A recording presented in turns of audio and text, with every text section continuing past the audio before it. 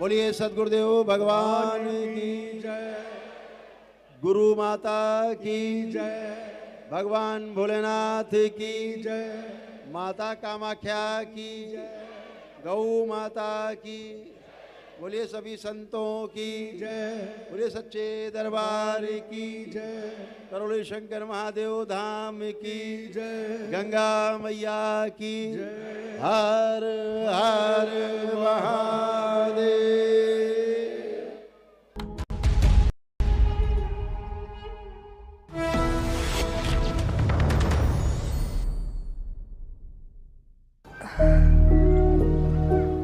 ये आंसू, ये सिसकियां, ये बेपनाह दर्द, वो पल जब मौत सिरहाने खड़ी थी।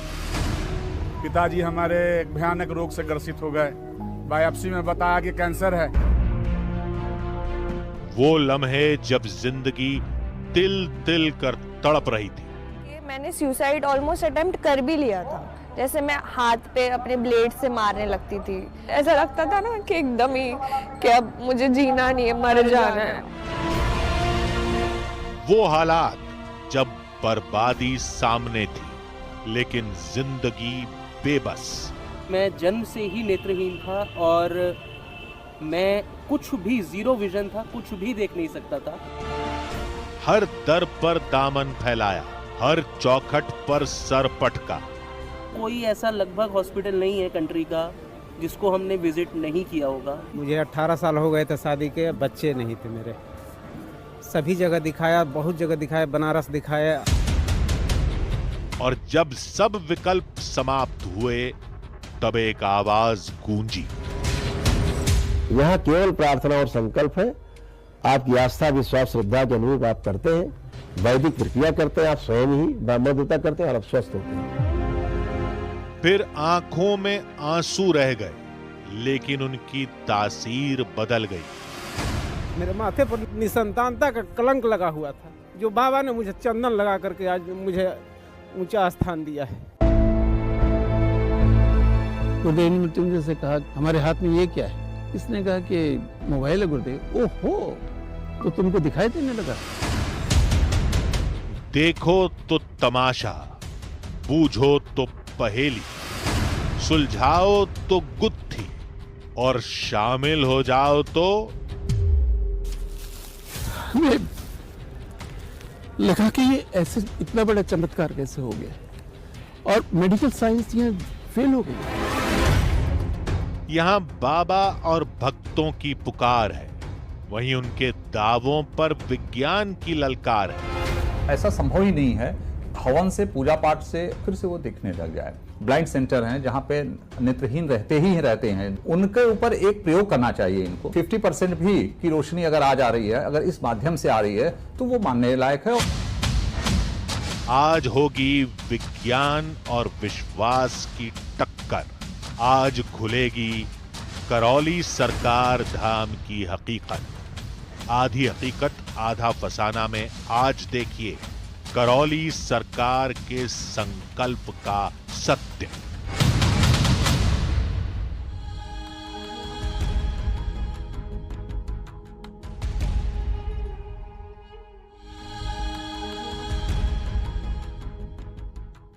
आधी हकीकत आधा फसाना। जो जान बचाए वो भगवान, जो दर्द और बीमारियों से निजात दिला दे वो देवतुल्य। इसलिए बहुत से लोग डॉक्टरों को धरती का भगवान भी कहते हैं। लेकिन आज भी मेडिकल साइंस के पास हर बीमारी का इलाज नहीं है। ऐसे में एक आदमी आता है, आश्रम खोलता है, और धीरे धीरे वो आश्रम सैकड़ों लोगों के लिए कष्टों का निवारण स्थल बन जाता है।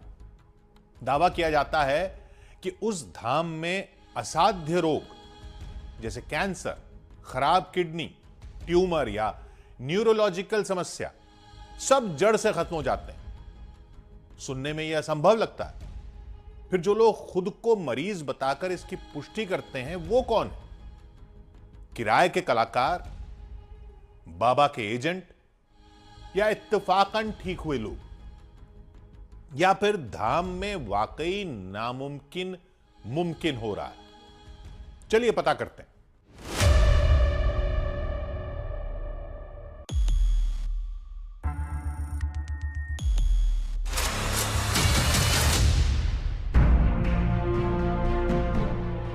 हवन की अग्नि में भस्म होते दुख, संकल्प की शक्ति से खत्म होते रोग, स्मृतियों के विनाश से समाप्त होते संकट, मेडिकल साइंस को चुनौती दे रहा है करौली सरकार का स्मृति अनुसंधान।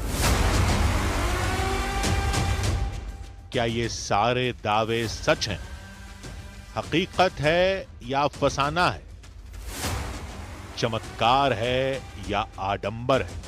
ये सच जानने की बहुत लोगों ने कोशिश की, लेकिन सब हार गए। लेकिन आज सच आपके सामने होगा जब हम बाबा के आश्रम के अंदर जाएंगे, सबको परखेंगे, सवालों से भक्तों की जांच करेंगे, बाबा की बातों का टेस्ट करेंगे। इसी प्लानिंग के साथ हम पहुंच गए उत्तर प्रदेश के कानपुर में स्थित करौली सरकार के आश्रम।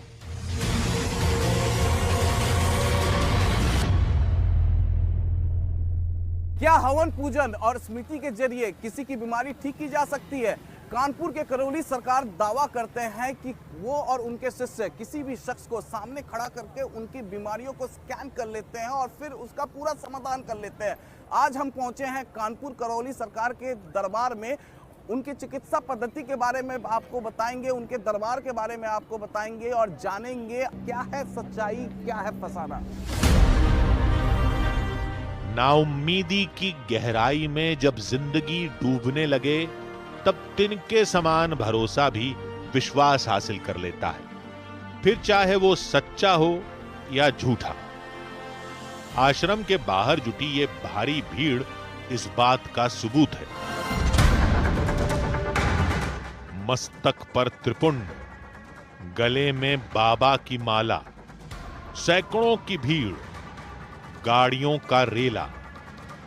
ऐसा लग रहा था जैसे हम किसी मेले में आ गए हों।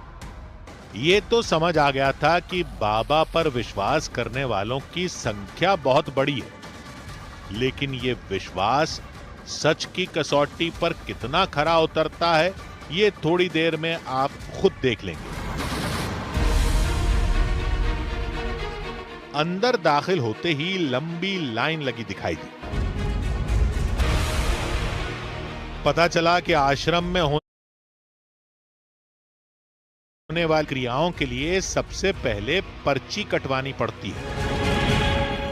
जैसे ही करौली सरकार के जो भक्त हैं वो करौली सरकार के आश्रम में एंटर करते हैं, जो सबसे पहली चीज है आश्रम में एंटर करने के ही, यहाँ पर मैं तस्वीरों के जरिए आपको दिखाऊं तो ये काउंटर्स बने हुए हैं और यहाँ पर कई काउंटर्स हैं। इस तरीके से 1 2 3 4 5 इस तरीके से कई काउंटर्स यहाँ पर बने हुए हैं और भक्तगणों का आप लाइन यहाँ पर देख पा रहे हैं। करौली सरकार का ये भक्तगण है जो अर्जी लगाने के लिए, यानी करौली सरकार के दरबार में अपने कष्टों को दूर करने के लिए, कष्टों का निवारण करने के लिए यहाँ पर ये अर्जी लगाते हैं, जिसके बाद वो अर्जी लगाने के बाद वो करौली सरकार से जाकर उनके दरबार में मुलाकात कर सकते हैं।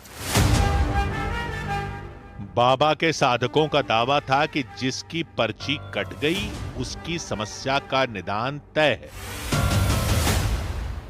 यहाँ पर जितने भी लोग हैं सभी लोग अपना अर्जी लगाने आए हैं और जो भी उनके कष्ट होते हैं उसके लिए वो संकल्प प्रार्थना करते हैं और अर्जी के माध्यम से उनके जो कष्ट है उसके लिए प्रार्थना करते हैं, तभी अपनी हवन प्रक्रिया अपनी पूरी कर पाते हैं। अच्छा, मतलब पहले अर्जी और उसके बाद यहाँ से हवन करने जाएंगे। अर्जी उनकी प्रार्थनाएं हैं जो उनके संकल्प बन के पूरे होते हैं और उनके कष्ट उस हिसाब से फिर दरबार देखता है। सच जानना है तो यहाँ की क्रियाओं को समझना होगा। साधक के मुताबिक भक्त अर्जी में अपने कष्ट लिखता है और अर्जी बाबा के दरबार में पहुंचते ही बीमारी खत्म होना शुरू हो जाती है। जो भी उनके कष्ट होते हैं वो उन्हें अपने अर्जी लगानी होती है। अर्जी लगाने के बाद ही दरबार उनकी पूरी की पूरी जो उनकी प्रार्थनाएं हैं वो स्वीकार करता है, इसलिए अर्जी लगाते हैं। और इसके बाद हवन, इसके बाद फिर आपकी हवन प्रक्रिया है और विभिन्न प्रक्रिया। हवन के बाद फिर दरबार में आप जाते हैं, करौली दरबार में सरकार आप जाते हैं, फिर आप गुरुदेव से मिलते हैं और फिर आप पूरा का पूरा समाधान अपना समझते हैं क्या है कैसे। हम यज्ञ स्थल की ओर चल दिए। पूरा आश्रम लोगों से पटा हुआ था। विशाल मजबूत इमारतें, दीवारों पर देवी देवताओं की तस्वीरें और जगह जगह पर शिव और शक्ति की प्रतिमा। यही बाबा के आराध्य हैं और इस आश्रम के आधार भी।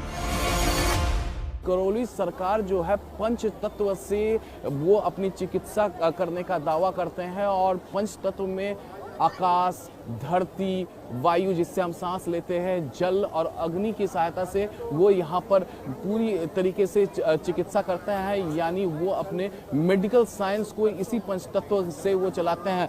करौली सरकार के लिए ये कहा जा रहा है कि वो महादेव यानी भगवान शिव शंकर और मां शक्ति के भक्त हैं और यही वजह है कि हर जगह पर आश्रम में इस तरीके से भव्य महादेव, भगवान शिव शंकर और मां शक्ति, काली मां और मां पार्वती, मां कामाख्या की बड़ी बड़ी प्रतिमाएं दिखेंगी और उनके भक्त कहते हैं कि इन्हीं का आशीर्वाद है करौली सरकार पर, जिसकी वजह से वो ठीक हो जाते हैं।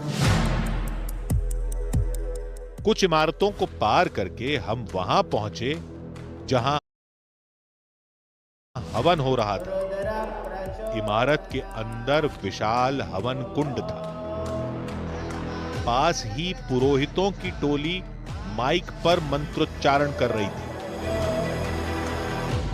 हवन कुंड के चारों ओर खड़े लोग आहुतियां अर्पण कर रहे थे। कहते हैं यहां दी हर आहुति के साथ रोग शरीर से खत्म होता जाता है।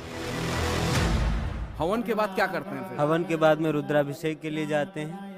रुद्राभिषेक के बाद में एक रुद्राष्टाध्यायी से हवन होता है, फिर एक हवन करना पड़ता है और उसके बाद में विष्णु सहस्त्र नाम करना पड़ता है। विष्णु सहस्त्र नाम के बाद में कुछ संकल्प इत्यादि होते हैं जो दरबार के द्वारा कराए जाते हैं। उसके बाद में मां महाकाली पूजन होता है रात में श्री सूक्त से अभिषेक। दरबार में इस हवन के बाद ही जाते हैं क्या? हाँ जी जी, यहाँ हवन करने के बाद दरबार में जाते हैं जी। ये तो प्रक्रिया है, प्रक्रिया करने के बाद में गुरुजी से मिलते हैं ये लोग और वन डे में इनका जो है सारी समस्याएं समाप्त हो जाते हैं और ये स्वस्थ हो जाते हैं।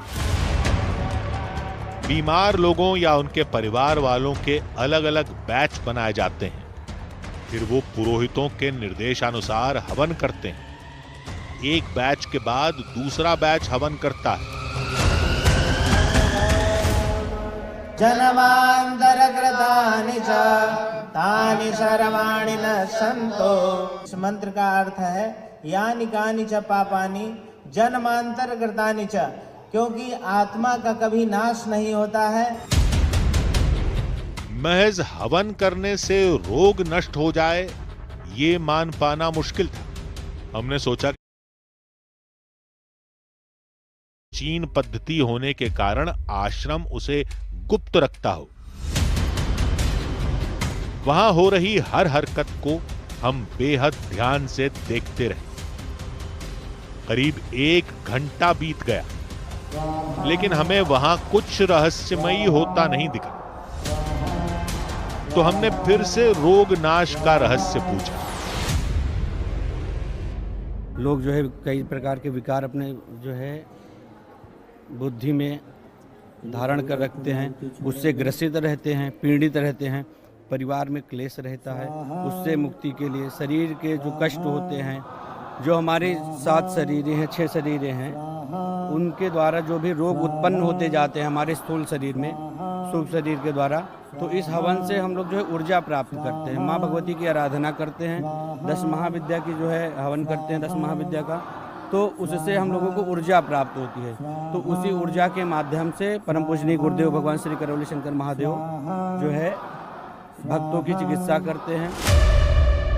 किसी सामग्री के कम पड़ने से हवन रुका तो हमने लोगों से बात की। मुझे अस्थमा था जो पूरी तरीके से नष्ट हो गया है अभी, और मेरे भाई को स्कैल्प का सोराइसिस था, वो भी नष्ट हो गया पूरी तरीके से।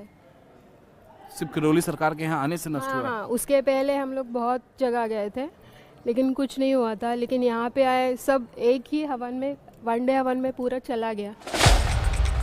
हमने कई लोगों से सवाल पूछे, सबकी बीमारियों के नाम बदले लेकिन करौली धाम में ठीक होने की कहानी एक जैसी थी।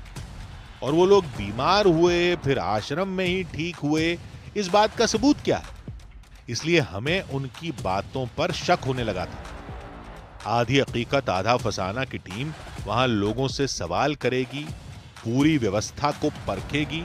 ये बात आश्रम के व्यवस्थापकों को पता थी, इसलिए मुमकिन है कि हमारे लिए भ्रमजाल बुना गया हो। हमारे सामने हवन में बैठे बैठाए लोग बाबा के लिए काम करते हों, या फिर एक्टर हों, या फिर वो लोग हों जो इत्तेफाकन ठीक हो गए हों। हवन स्थली के बाहर सैकड़ों की संख्या में लोग थे।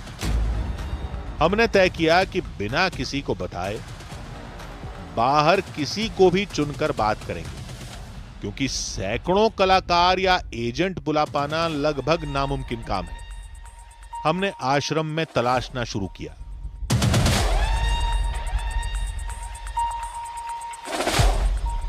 कई लोगों से बातचीत की और फिर एक ऐसा परिवार मिला जिसकी कहानी ने हमें और गहरे मझधार में ढकेल दिया। ये बिल्कुल सत्य बात है कि मैं जन्म से ही नेत्रहीन था और मैं कुछ भी जीरो विजन था, कुछ भी देख नहीं सकता था। कई हॉस्पिटल्स, कोई ऐसा लगभग हॉस्पिटल नहीं है कंट्री का जिसको हमने विजिट नहीं किया होगा। वर्ल्ड का टॉप हॉस्पिटल, आई स्पेशलिस्ट, सबको हमने दिखाया। आश्चर्य की अचरज की बात है कि ओवरऑल एशिया का नंबर 1 आई स्पेशलिस्ट मेरे लिए बॉम्बे बुलाए गए फ्रॉम यूएस। और इसमें डॉक्टर ने सीधा सीधा लिखा है कि your child mister Mrityunjay Singh Tomar is suffering from short impaired eye disease, eye damage, और sorry to say that he can not see ever.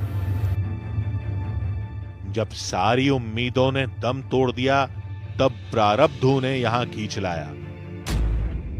हमारा भांजा है, कुवैत में जॉब करता था। उसको गूगल ने करौली सरकार के विषय में बताया, बिकॉज वो आउट ऑफ जॉब हो गया था और यंग लड़के हमेशा गूगल को बहुत कंसर्न करते हैं। तो उसने क्वेश्चन किया गूगल से कि भाई how can I come out from this current present problem. तो उसको करौली सरकार के वो खोल दिए। यहाँ से हमारे भांजे ने मुझे फ़ोन किया कि मामा जी आप जॉय को लेके यहाँ आ जाओ, इसका निक नेम जॉय है, मामा जी इसको लेके आओ, यहाँ ये ठीक हो जाएगा। मैंने कहा मेडिकल साइंस बोल रही है, बड़े बड़े डॉक्टर्स बोल रहे हैं, इवन एशिया के जो नंबर 1 बड़े रिनाउंस डॉक्टर हैं उन्होंने कह दिया है कि ये नहीं देख पाएगा, तो कैसे देख लेंगे। उसने हमें बहुत इंसिस्ट किया कि आप एक दफ़े आओ। हमें बिल्कुल भी यकीन नहीं था कि हम यहाँ आएंगे और ये ठीक हो जाएगा। लेकिन जब हम यहाँ आए, हमने इंक्वायरी की कि ये ठीक होते कैसे हैं। यहाँ पे 9 हवन करने की प्रक्रिया थी उस समय दरबार में, तो हम उससे कन्विंस्ड हुए। उनके मुताबिक हवन करते ही वो हुआ जिसने मृत्युंजय और उनके परिवार के जीवन का अंधेरा हमेशा के लिए खत्म कर दिया। कहने लगे नेत्र बंद करो और 3 दफे ओम नमः शिवाय बोलो। हमने नेत्र बंद किए और 3 बार ओम नमः शिवाय, ओम नमः शिवाय, ओम नमः शिवाय इस प्रकार से बोला। कहने लगे खोलो नेत्र। हमने खोला नेत्र। गुरुदेव ने मृत्युंजय से कहा, करीब 22-23 फीट के दूर बैठे थे गुरुदेव। गुरुदेव ने मृत्युंजय को अपना मोबाइल हाथ में लेके दिखाया और पूछा कि गुरुदेव मृत्युंजय हमारे हाथ में ये क्या है। इसने कहा कि ये तो मोबाइल है गुरुदेव। ओहो, तो तुमको दिखाई देने लगा कि हाँ दिखाई दे। तो तुमको हमारा चेहरा दिख रहा है कि दिख रहा है। अच्छा, तो अब तो तुम सब कुछ दिखने लगा कि हाँ सब कुछ, लेकिन तुम्हारे नेत्रों में आंसू क्यों। इसने कहा गुरुदेव मैंने आज तक अपने माता पिता नहीं देखे। तो वो हम क्षत्रिय कुल से हैं और बड़े कठोर हृदय के हैं। हम भी वो दृश्य देख के द्रवित हो गए, आंखों में हमारे भी आंसू आ गए। अभी भावुक हो गए होंगे, बेटा आपका निस्संदेह दिखने लगा। नेचुरली उस टाइम में थोड़ा सा भाव वो बहुत मतलब उसको आप नहीं फील कर सकते। I can feel that. लगा कि ये ऐसे इतना बड़ा चमत्कार कैसे हो गया और मेडिकल साइंस ये फेल हो गई। जिन आंखों की रोशनी विख्यात डॉक्टर भी 19 साल में नहीं लौटा पाए, वो इस आश्रम में एक दिन में कैसे लौट आई? कहीं ये भी मिली भगत तो नहीं? हमें विश्वास नहीं हुआ तो उन्होंने मेडिकल रिपोर्ट दिखाई। ये वो तमाम डॉक्यूमेंट्स हैं जो ये लगातार इनका दावा है कि 2019 से पहले ये 2016 की डॉक्यूमेंट्स हैं, ये 2008 के डॉक्यूमेंट्स हैं जो डॉक्टर्स को दिखा रहे हैं। डॉक्यूमेंट्स इनके पास तमाम वो लेकर यहाँ पर पहुँचे हुए हैं, इनसे बातचीत हो रही है और इनका कहना है कि अब आपको बिल्कुल एकदम दिख रहा है। इसका देन सिर्फ सिर्फ सिर्फ सिर्फ और सिर्फ मेरे प्रिय प्रिय प्रिय गुरुदेव करौली शंकर बाबा जी। इसका संपूर्ण श्रेय उन्हीं को जाता है। मेडिकल साइंस जहाँ रुक जाती है वहाँ ये जो करौली सरकार में जो एनर्जी ट्रांसफ़र करने की जो प्रक्रिया है वहाँ से वो शुरू होती है। एग्जाम्पल्स यहाँ हम अकेले नहीं हैं, ऐसे न जाने कितने और लोग हैं जो नाउम्मीद थे और वो ठीक हुए, और इसको हम ईश्वर की कृपा भी कहेंगे। हमारा सवाल ईश्वर की कृपा या आस्था पर नहीं था, सवाल था इस आश्रम में हो रहे इलाज पर। कहीं ऐसा तो नहीं कि मृत्युंजय की आंखें इत्तेफाक से ठीक हो गई हों? हमने और लोगों को तलाशना शुरू किया। फिर हमें मिला मुंबई से आया एक परिवार। और 2-3 महीने में बस एकदम आईसीयू में चली जाती थी मैं, और डॉक्टर्स बता ही नहीं पाते थे कि इसको प्रॉब्लम क्या है। फिर अचानक से ना नेजल पॉलिप्स हो गया, उसकी कोई दवाई नहीं है नॉर्मली। जैसे ना नेजल पॉलिप्स के लिए यहाँ से नाक और आंखों के बीच में एक वेन जाती है, वो वेन में ना वो डॉक्टर्स स्टीरॉइड का इंजेक्शन देते, लेकिन उसके बाद भी डॉक्टर्स बोलते हैं कि हम आपको 100% गारंटी नहीं दे रहे कि वो वापस से नहीं होंगे। बस अकेले रूम में बैठ के रोते रहो, बाहर जाने का कहीं मन ना हो। और अगर बाहर कहीं चले भी जाओ, जैसे ट्रेन्स में ट्रैवल किया करती थी, लोकल ट्रेन्स में मुंबई होती है, तो ऐसा लगता था कि बस पैर नीचे रख ही दूं, चलती ट्रेन से पैर नीचे रख दूं। किसी करीबी से जानकारी मिलने के बाद वो करौली सरकार धाम आई और चमत्कार हुआ। जैसे एस्थमा सारा खत्म, सारे नेजल पॉलिप्स खत्म, सारी फिजिकल प्रॉब्लम्स सारा कुछ खत्म। मैं इतनी बदल गई हूँ, शायद मैं समझा नहीं पाऊंगी, लेकिन जो मेंटल, जो ऐसा लगता था ना कि एकदम ही कि अब मुझे जीना नहीं है, मर जाना है, वो सब उल्टा अब ऐसा लगता था। अब जब से दरबार आए हूँ तो ऐसा लगने लगा है कि नहीं, अब जीना है, बाबा ने नया जन्म दिया है। आज मैं जो भी हूँ सब कुछ गुरुजी और माँ बाबा की वजह से हूँ। कोई पुरानी टीस कुरेदी जाए तो वो यूं ही फूटती है, लेकिन सीरत बदलते आंसुओं की ऐसी कहानी सिर्फ मानसी की नहीं है। मुझे 18 साल हो गए थे शादी के, बच्चे नहीं थे मेरे। सभी जगह दिखाया, बहुत जगह दिखाया, बनारस दिखाया, सबसे बड़ा हॉस्पिटल, वहाँ पे लोग बोले कि वहाँ दिखा लीजिए, वहाँ दिखाए। कहीं से आपको कुछ फायदा नहीं मिला तो आप करौली सरकार के जी 2019 में हम आए थे यहाँ पर, और मेरे फादर के एक दोस्त थे, वही लेकर के आए कि चलो एक बार उस जगह का भी दर्शन करो। आए, बाबा से कहे, प्रार्थना किए, बाबा ने मेरी पुकार सुनी। मेरे माथे पर निसंतानता का कलंक लगा हुआ था, जो बाबा ने मुझे चंदन लगा करके आज मुझे ऊंचा स्थान दिया है। इसके लिए मैं इस दरबार का और बाबा का जन्म जन्मांतर तक ऋणी रहूंगा। जो बाबा ने मुझे पारितोषिक दिया है, गिफ्ट दिया है। 18 साल के बाद मेरे घर में बच्चा आया है। इन लोगों के लिए बाबा का इलाज चमत्कार है और हमारे लिए सवाल। तभी हमें पता चला कि बाबा भक्तों से मिलने आने वाले हैं और ये हमारे लिए सुनहरा और आखिरी मौका था। करौली सरकार पर कई तरह के आरोप लगते रहे हैं।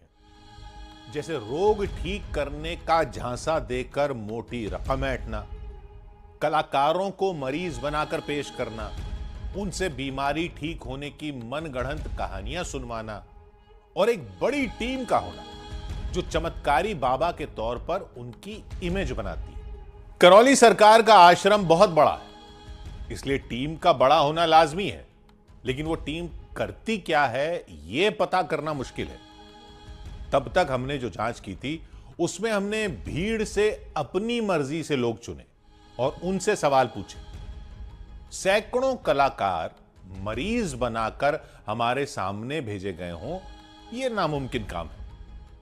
यह भी सच था कि हमने जिससे भी बात की उन सब ने बीमारी ठीक होने का दावा किया, यानी पलड़ा बाबा के दावे की ओर झुकता है। लेकिन सच दिखती इस कहानी में एक रहस्य और भी है।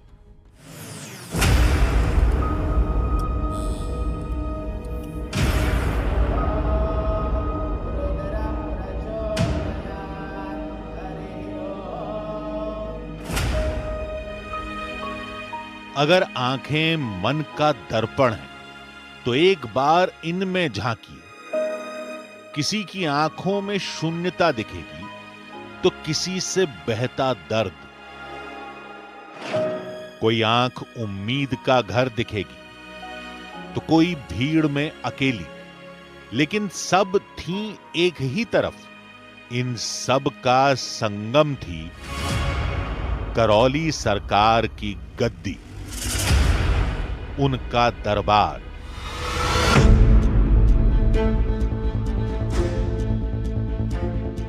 अगर यह सब भ्रमजाल था तो बहुत मजबूत और मोटा पर्दा था। वैसे अब तक जितने भी ठीक हुए मरीज हमें मिले वो सब सच्चे लग रहे थे, लेकिन एक बात हमें खटक रही थी। वो ये कि आश्रम में वही आएगा जो ठीक हुआ हो या पहली बार आया हो, यानी जिन लोगों की बीमारी ठीक नहीं हुई वो नहीं आए होंगे। मुमकिन है हमें इत्तफाकन ठीक हुए लोग मिले और जो लोग आश्रम में इलाज कराकर भी ठीक नहीं हुए वो नहीं मिले। इससे पहले कि हम इस सवाल का जवाब सोच पाते, करौली सरकार सामने लगी स्क्रीन पर दिखाई दिए। करौली सरकार का दरबार शुरू हो चुका है। भक्त जो हैं वो करौली सरकार से मिलने के लिए, बातचीत करने के लिए और अपने कष्टों को दूर करने के लिए वो यहाँ पर पहुँच चुके हैं और डिजिटली करौली सरकार अपने भक्तों से बातचीत भी कर रहे हैं। डिजिटली क्यों कर रहा है वो भी हम आपको बताएंगे, लेकिन यहाँ सबसे पहले तो मैं आपको तस्वीर दिखाऊं। ये करौली सरकार के भक्त हैं जो करौली सरकार के सामने अपने कष्टों को लेकर पहुँचे हैं और इन्हें पूरा भरोसा है कि इनके कष्ट जो है करौली सरकार दूर कर देंगे। करौली सरकार ऊपरी मंजिल पर बैठे थे और वहीं से लोगों का कष्ट दूर किया जा रहा था। डिजिटली इन्हें क्या क्या बीमारी है उन बीमारियों को यहाँ पर लिखकर बताया जा रहा है। करौली सरकार ठीक इसके ऊपर जो फ्लोर है वहाँ पर बैठे हुए हैं और जो ये घर से भगा देने की स्मृति, अंधा आधा अंग कमजोर हो रहा था, ये तमाम जो इनकी बीमारियां थी वो बताया है उनके शिष्यों के द्वारा। डिजिटली अवेलेबल है यहाँ पर। और यहाँ पर देखिए ये जो पूरा फैमिली है ये नेपाल से यहाँ पर पहुँचा हुआ है। एक के बाद एक लोग आते गए और बाबा सबकी समस्याओं को खत्म करते गए।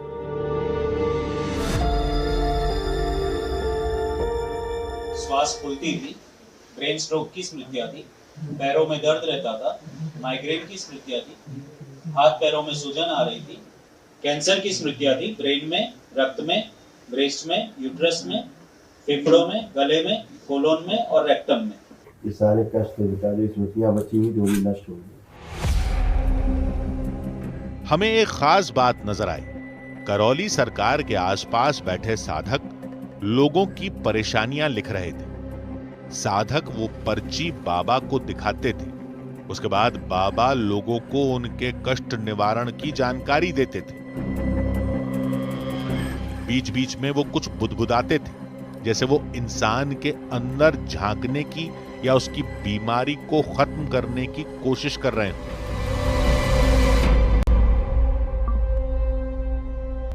नेत्र बंद करिए, अपने विवाह का समय ध्यान करिए। जब आप मंडप के नीचे फेरी प्रहार, पुनः प्रहार, प्रवेश।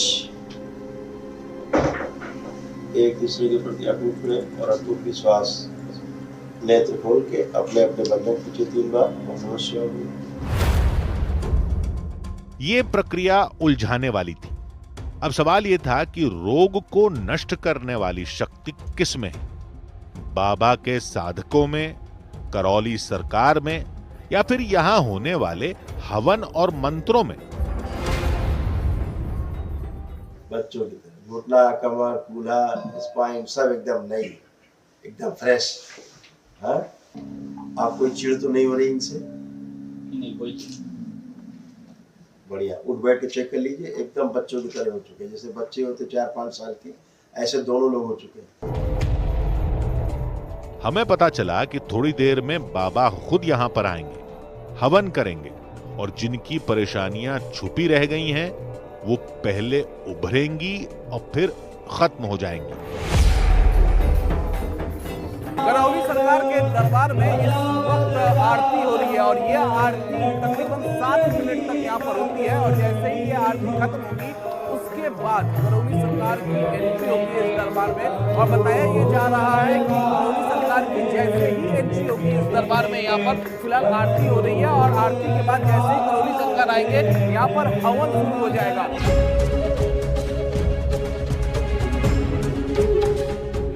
थोड़ी देर में करौली सरकार वहां पहुंच गए। बाबा ने सबसे पहले अपने गुरु राधा रमन मिश्र की पूजा की। इसके बाद वो हवन करने लगे।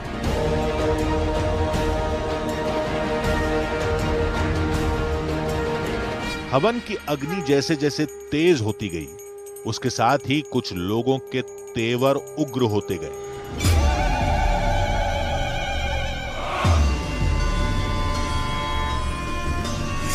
कोई चीखने लगा, कोई अपनी जगह पर नाचने लगा, तो कोई दर्द से तड़पने लगा। हर आहुति के साथ अजीब हरकतें करने वालों की संख्या बढ़ती जा रही थी। वहीं बाबा पूरे माहौल से बेपरवाह हवन में लीन थे। कुछ देर बाद हवन खत्म हो गया और उसके साथ ही चीखते चिल्लाते लोग यूं सामान्य हो गए जैसे कुछ हुआ ही ना हो। जो लोग जो महिलाएं या पुरुष जिनका व्यवहार बदल गया था, वहां पर तस्वीरें में देखिए, वो अब नॉर्मल होते हुए यहाँ पर। क्या हुआ था आपका जब हवन हो रहा था? क्या हुआ था आपको उस दौरान? हवन हो रहा था तो अपने आप ही शैतान आ गया था। अपने आप। अब ठीक है आप? अब ठीक है। क्या हुआ तो उस वक्त कुछ याद है आपको? याद नहीं है, हम भाग रहा था उधर से। लोग बेशक शांत हो गए, लेकिन हमारे अंदर सवालों का शोर बढ़ता जा रहा था। हम ये समझ गए थे कि सिर्फ पूछकर या देखकर असलियत पता लगाना नामुमकिन था। इसलिए हमने बाबा को अपने तरीके से परखने का फैसला किया।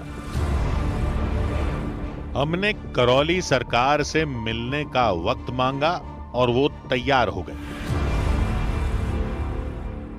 ये करौली शंकर महादेव धाम है और पूर्वजों की मुक्ति यहाँ पे विशेष रूप से वही कार्यक्रम है, क्योंकि बिना पूर्वजों की मुक्ति हुए कोई समस्या से शारीरिक हो चाहे मानसिक हो चाहे आध्यात्मिक हो, उससे छुटकारा नहीं पाया जा सकता। ऐसा दरबार का अनुसंधान है। बाबा का कहना था कि रोग अंदर बैठी स्मृतियों से पैदा होते हैं, लेकिन ये स्मृतियां क्या होती हैं?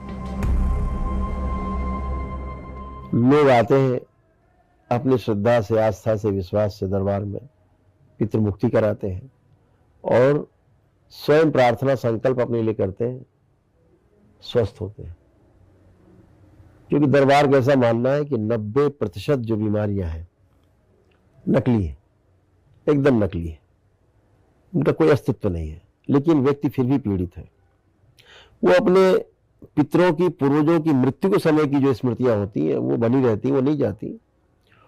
वह स्मृतियां ब्रेन स्वीकार कर लेता है, और जब मस्तिष्क स्वीकार कर लेता है तो उसको मस्तिष्क के द्वारा शरीर स्वीकार कर लेता है। बाबा के मुताबिक उनके आश्रम में भी साइंस से ही इलाज होता है, लेकिन वो विज्ञान आध्यात्म का प्राचीन विज्ञान है। दरबार के अनुसंधान के अनुसार रोग सबसे पहले जो बनना शुरू होता है वो सूक्ष्म शरीर बनना शुरू होता है।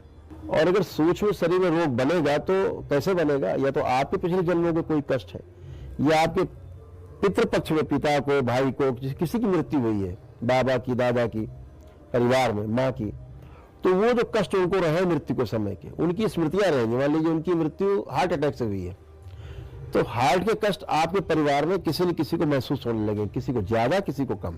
दरबार का अनुसंधान है कि स्मृतियां अगर नष्ट कर दी जाए तो रोग अपने आप ही विदा हो जाते हैं, बचते ही नहीं, क्योंकि स्मृतियां ही रोगों का आधार है।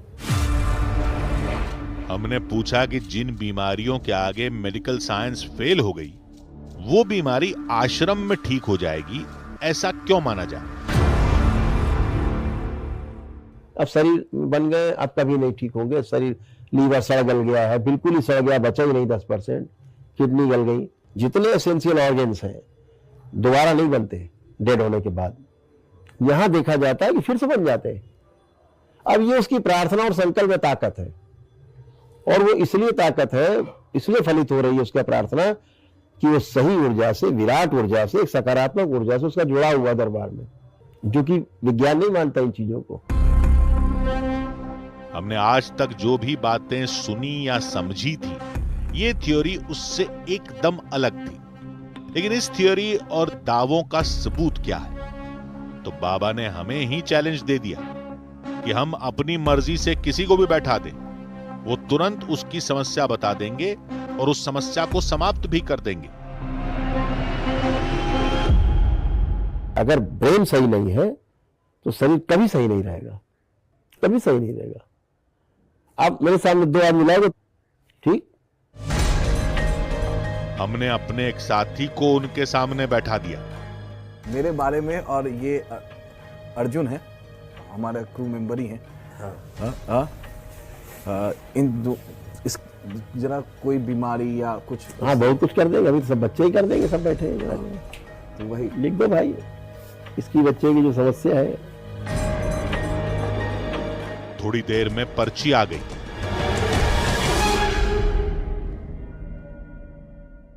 इसको माइग्रेन की स्मृतियां हैं, सिर में दर्द की। अब थोड़ा सा बताते हैं, जैसे इसकी एक आंख की तरफ, आधी तरफ जिधर दर्द आता है, एक आंख में इसको कष्ट आता है। हाँ, आंसू निकलते है ना? जोर से बोलो, जोर से बोलो। आंसू निकलते एक आंख से। अब ये तो नहीं बताया इसने हमें, आधे में लिखा जी। ये देखिए, यहाँ पर अर्जुन से पहली बार करौली सरकार मिल रहे हैं, और इनके शिष्य ने अर्जुन को लेकर लिख दिया। शिष्यों ने तमाम लिख रखा है, शिष्यों ने लिखा है इनकी एक आंख में ज्यादा दर्द आता है, माइग्रेन की स्मृति को लेकर। और जैसा कि अर्जुन, आंखों से आंसू आते हैं, आपके आंखों से आंसू आते हैं, अर्जुन एडमिट भी कर रहे हैं इस बात को। करौली सरकार जितनी भी बातें बताते जा रहे थे, हमारा साथी उनकी हर बात पर हामी भर रहा था।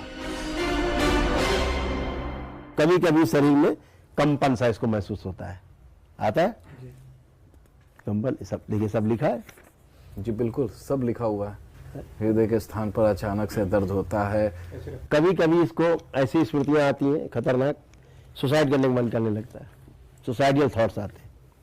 आता है सुसाइडियल थॉट, आत्महत्या करने का इच्छा करता है। कब किया आखिरी बार? जब प्रेशर ज्यादा होता है। और कभी कभी हृदय के स्थान पे इसको अचानक से दर्द आता है। होता है। हाँ। हमने सोचा कि कहीं वो माहौल और दबाव के कारण तो ऐसा नहीं कर रहा, इसलिए हमने अपने बारे में पूछा। जब शूट कर रहे थे वहां, उस समय थोड़ा सा आप अनईजी महसूस किया था आपने? किया था? और आंखों और चेहरे पर भारी बनाया? बिल्कुल हाँ आया। हाँ। उस समय अब ये तो आपने बताया नहीं हमें, लेकिन दरबार लिख के आपको सब दे रहा है। आपको एमएनडी सक्रिय हो रहा था, मोटर नर्व आपकी डैमेज हो रही थी। कि जब बैठ गए तो उठने में ताकत लगाते थे। तो ये प्रमाण था कि मोटा नर्व डैमेज हो रही थी और अंदर यूरिन इन्फेक्शन आ रहे थे। किडनी जो है का यूरेटर आपका धीरे धीरे जाम होने की पोजीशन में पहुंच रहा था, धीरे धीरे जाम हो जाता। करौली सरकार ने कहा कि वो सारी बीमारियों को चंद पलों में ही समाप्त कर देंगे और फिर कुछ पढ़ना शुरू किया। ओम विस्मर कालखंड काट दिया जाए, स्वाद नष्ट कर, आस्वादन नष्ट कर, बैलेंस, उच्चाटन सदा के लिए 3 बार बोली ओम नमः शिवाय, ओम नमः शिवाय, ओम नमः शिवाय, ओम नमः शिवाय। हम काफी देर तक करौली सरकार से बातचीत करते रहे। उन्होंने हमें अपने यहाँ ठीक होने वाले कई मरीजों के किस्से सुनाए और अपने ऊपर लगे आरोपों पर भी बात की। तमाम सोशल मीडिया पे लिख देते हैं कि पैसे लेकर होमन कराते हैं और तमाम तो क्या करें, पैसे न लिए थे, वो व्यवस्था संभालेंगे दरबार की, क्या चाहते हैं? ये जो ढोलक बजा रहे हैं ये पैसे नहीं ले रहे, हम कल से बंद कर देते हैं, 2 रुपया नहीं लेंगे। आओ कौन व्यवस्था संभाल रहा दरबार की? ये जो 2500-1000 आदि भंडारा चल रहा है, धनाधन चल रहा है, आप जब से देख रहे हैं भंडारा चल रहा है, बिल्कुल देख रहे हैं। आधे वनडे कार्यक्रम निःशुल्क हो रहे हैं बगैर एक पैसा लिए, वो कौन कराएगा? तो जो सक्षम नहीं है उसको निःशुल्क हो रहा है, जो सक्षम है वो धन दे रहा है, समस्या कहाँ है? फिर उनसे विदा लेकर हम वापस चल दिए। बहुत अच्छा लगा आप लोग दरबार आए, बहुत बहुत अच्छा लगा। बाबा ने हमारे बारे में जो बात बताई थी उसमें काफी हद तक सच्चाई थी। हवन कुंड के पास तबीयत खराब लगना सच था। हमने अपने एक साथी को इस बारे में बताया था। मुमकिन है कि वो बातें किसी ने सुन ली, लेकिन अगर ऐसा था भी तो बाबा को बीमारी के बारे में कैसे पता चला? अर्जुन, तुमको लेकर करौली सरकार ने बहुत कुछ कहा, जिस तरीके से कि एक आंख से पानी निकलता है, पेट में थोड़ी सी गैस बनती है और कुछ मानसिक चीजें भी कही थी कि सुसाइड करने का ऐसा बोला था उन्होंने। तो उसमें से क्या फैक्ट क्या है? इसमें से रियलिटी है, ये ऐसा होता है कभी कभी जब प्रेशर ज्यादा हो जाता है माइंड पे तो ऐसा मन करता है कि सुसाइड कर ले, सब ठीक हो जाएगा, ऐसा उन्होंने बताया था कल, और ये फैक्ट है। आंखों से आंसू निकलने वाली, आंख से आंसू आता है, राइट वाली आंख से आंसू आने लगता है कभी कभी ऑटोमेटिक। डॉक्टर को दिखाया था इसको लेकर कभी? नहीं, डॉक्टर को तो नहीं दिखाया अभी तक। उसके बाद क्या कहा कि अब ठीक हो जाएगा? हाँ, उन्होंने बोला अब ठीक हो जाएगा। यकीन नहीं हो रहा था। किसी का चेहरा पढ़कर कोई अंदर का दर्द नहीं जान सकता, फिर करौली सरकार को कैसे पता? ये सब माइंड रीडिंग आर्ट या फिर तुक्के से भी हो सकता था, लेकिन आश्रम में बीमारी ठीक होने का सच क्या है, ये जानने के लिए हम एक डॉक्टर के पास पहुंचे। आप सही स्टोरी कर रहे हैं और जनता को जागरूक करना भारतवर्ष में बहुत आवश्यक है, क्योंकि ये चीज़ें बहुत सालों से चली आ रही हैं और इसके लिए आप लोग बहुत साधुवाद के पात्र हैं। और ये ऐसी चीज़ें हम लोग वैज्ञानिक तथ्य पे खरी नहीं उतरती हैं। जो आप जैसा बता रहे हैं कि 16 साल से वो अंधा था, या निश्चित रूप से उसको कोई दिक्कत ऐसी रही होगी 19 साल से, तो ऐसा संभव ही नहीं है कि हवन से, पूजा पाठ से इस तरीके से चीज़ें फिर से वो दिखने लग जाए। इसमें कहीं कोई झोल होगा निश्चित रूप से, जो सामने नहीं आ रहा है। अगर ऐसी स्थिति है तो हमारे जो ब्लाइंड सेंटर हैं उनके ऊपर एक प्रयोग करना चाहिए इनको। 50% भी की रोशनी अगर आ जा रही है, अगर इस माध्यम से आ रही है, तो वो मानने लायक है और उसको फिर डॉक्यूमेंट किया जा सकता है। बात तो ठीक थी, लेकिन जिन लोगों का दिमागी इलाज हमने अपनी आंखों से देखा, वो कैसे मुमकिन हुआ? ऐसा कोई साइंटिफिक बेस नहीं है जिसके प्रति वो उस हवन से वो झूमने लग जाएं। ऐसा कोई नहीं होगा। वो उनके लोग होते होंगे जो इस तरीके का क्रियान्वयन करते हैं। पूजा पाठ करना, हवन करना, ये एक अलग विषय है। ये बिल्कुल आस्था का विषय है और इससे लोगों को बहुत ही आराम मिलता है चीज़ों को करने में, तो इसमें कहीं कोई दो राय नहीं है। लेकिन जो झूमना है और इसको प्रोपेगेंडा करना, ये बहुत गलत बात है। हमने पूछा कि बहुत सारे लोग ठीक न हो पाने की वजह से वहां जाते हैं और उसमें गलत क्या है। हम एक व्यक्ति को लेकर कहें कि इसको हो गया, ऐसा नहीं संभव है, या एक व्यक्ति कैंसर का ठीक हो गया, ऐसा नहीं संभव है। कैंसर के जैसे मरीज हैं, निश्चित रूप से भारत में बहुत सारी अफवाहें फैल रही हैं आजकल यूट्यूब पे, और इसकी बाढ़ आ चुकी है कि ये खाओ, ये पियो तो कैंसर नहीं होगा, ये करो तो कैंसर नहीं होगा। इससे होता क्या है कि जो लोग पढ़े लिखे हैं, जो बड़े अस्पतालों में या कहीं पे भी अपना इलाज करा सकते हैं, वो तो करा लेते हैं, लेकिन इसमें जनता, जो गरीब जनता है, जिसके पास पैसे की भी कमी है, तो एक बहाना ढूंढती है वो कि पैसा भी नहीं है तो चलो ये भी एक अपना लिया जाए। जो हम उसको, जब जैसे कैंसर का मरीज है, इन सब चीज़ों चक्रों में पड़ा और 2-4-6 महीने और अगर निकल गया उसका, तो निश्चित रूप से कैंसर बहुत विभत्स रूप हो जाता है, फिर उसको बचाना बहुत मुश्किल हो जाता है। फिर डॉक्टर ने लोगों के लिए अनमोल संदेश दिया जिसे आप सबको जरूर सुनना चाहिए। तो आपके माध्यम से निश्चित रूप से करेंगे कि इस सब चीजों में आपका आस्था है, आप बिल्कुल इसको इन्वॉल्व होइए, सब कुछ ठीक है, लेकिन मॉडर्न साइंस जो डॉक्टर कह रहा है उसको फॉलो करिए और उसके साथ साथ इसको करिए। हाँ, हवन, पूजा पाठ, ये आत्मविश्वास को बढ़ाने का कारण है। आत्मविश्वास आपका बढ़ जाता है, बीमारी से आपको लड़ने की शक्ति बढ़ जाती है, लेकिन आपको इलाज तो मॉडर्न साइंस का ही करना है। अब आप पूछेंगे कि कहानी का अंत कैसे हुआ। करौली सरकार आश्रम में इलाज होता है या नहीं होता? होता है तो डॉक्टर के पास क्यों जाएं? नहीं होता तो सैकड़ों लोग वहां क्यों जाते हैं? क्यों ठीक होने का दावा करते हैं? सच कहें तो करौली सरकार आश्रम की गुत्थी अपनी जगह आज भी बनी है। एक दावा ठीक होने वालों का है तो दूसरा दावा सवाल उठाने वालों का भी है। करौली सरकार की अपनी थ्योरी है तो डॉक्टर का कहना भी 100% सही लगता है। हम तो सिर्फ यही मनाएंगे कि किसी पर भी किसी कष्ट या रोग का साया न पड़े, और अगर पड़े तो उसका परिवार, उसके दोस्त और ये समाज उसका सहारा बने। चिकित्सकों के जरिए वो अपना पूरा इलाज करवाए, और इसके साथ ही वो बेशक किसी भी धर्म का हो, किसी भी रूहानी या आध्यात्मिक शक्ति से मदद मांगे, लेकिन मेडिकल साइंस का हाथ कभी न छोड़े, क्योंकि जीत विश्वास में है। विश्वास जितना दुआ में उतना ही दवा में।